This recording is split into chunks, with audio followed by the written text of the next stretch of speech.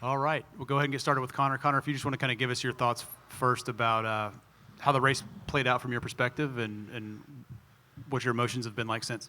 Yeah, I mean, first of all, just going back to prelims, a couple of guys went 47s, a lot of 48s. There's like 7 people went 48s, I think, and then eighth was 50. Where back in 2012, a 47 made the team. Like third place was 48-0 or something like that. So right off the bat, you knew it was going to be a really competitive field. Probably everyone was going to be, had a little bit left in the tank for tonight. So, dive in. I feel like I'm pushing it pretty hard, and I'm still just staring at Connor Dwyer's feet the entire race. I was having like some sort of outer body experience around the 200, thinking, man, am I out of this, or am I going to be able to turn it around? And I, basically said, like, there's no giving up in this race, and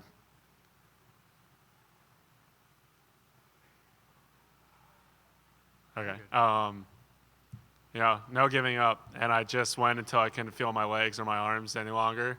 And on that last 50, I peeped over and I was ahead, which was kind of an incredible realization. And just went as hard as I could and touched the wall. Couldn't believe that I placed first. It's really pretty, what an exciting experience. Probably a couple of profanities came out of my mouth right after. Me and Dwyer were good friends, so to be able to punch the ticket together like that is great. Go ahead and take a few questions. Just raise your hand and we'll get you a mic.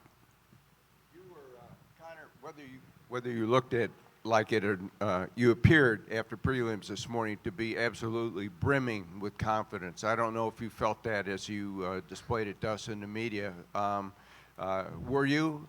Because you certainly appear very confident. Well, I would say for the past 8 months, I've been struggling to get under a 350. That's normally something that I've been able to just routinely hit in season, no matter where we are in our training cycle.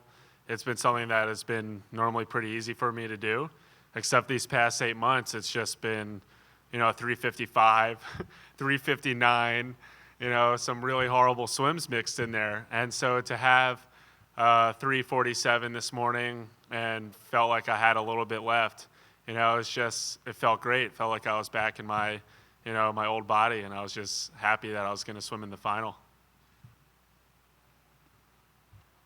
Go ahead, Dan. Okay, 4 years ago in this chair from the same event was Peter Vanderkay. You guys at Michigan have this great tradition in this race and in the distance events. What does it mean to you personally to kind of have been past that torch? I mean, I know this is not new for you now, but and just to share this kind of an event with Peter and the history at Michigan. Yeah, I couldn't be prouder. I really couldn't be prouder. I mean, to look at the history that we've had and with Peter specifically, and Peter's a great friend of mine, and just how much he's motivated me over the years and encouraged me, right? And then to feel like I'm doing something that makes him proud. I got a text from him, right away. He said he was shaking so much he could barely type on his phone. Going into the race, more than I wanted to make the team or more than I wanted to win, like I didn't want anyone else. It had to be Michigan that was going to win that race. And that's how I approached it. Okay. No, right behind you. Yeah. Connor, is it more open 400 or against Paltrinieri in Rio? Sorry? For 400, is a race more possible to win medals in 400 or in defend the race against Paltrinieri in the last day? I don't know I think the 400 is a little bit more of, really either race is going to come down to that day and who's going to perform on that day. Paltrinieri, that guy has just been ripping it all year, right? But I'm excited to race him. I think that I just did a best time in the 400. And I can't really believe that happened. I still have a week until I swim the 1500. But I mean, I've been thinking about that 1500 for a while now. Hopefully I'll make the team, and I'll be there to swim Paltrineri. Last one to David, and then we've got to let Connor go. Connor, what's the approach now over this next week? Obviously, you have the 200 tomorrow, but then resetting for the 1500. You kind of know that you're swimming real well, so how do you maintain that for the next week, as opposed to if you hadn't swum as well, refocusing for that 15? That I'm going to leave to the coaching staff to figure out. I mean, we've done it before, and I've worried about this in World Championships as well. You know, you swim the 400 the first day, 1500 the last day. Can you maintain the fitness? And it's worked out.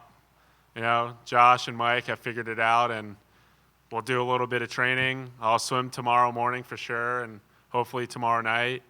And then from there, we'll just have to see. Probably do a little bit of training and really keep, mentally, it's what are you going to do between your ears that's going to affect how you swim a week from now. So just keeping your head in the game. Okay. Thank you, Connor. Thank you, guys. Congratulations.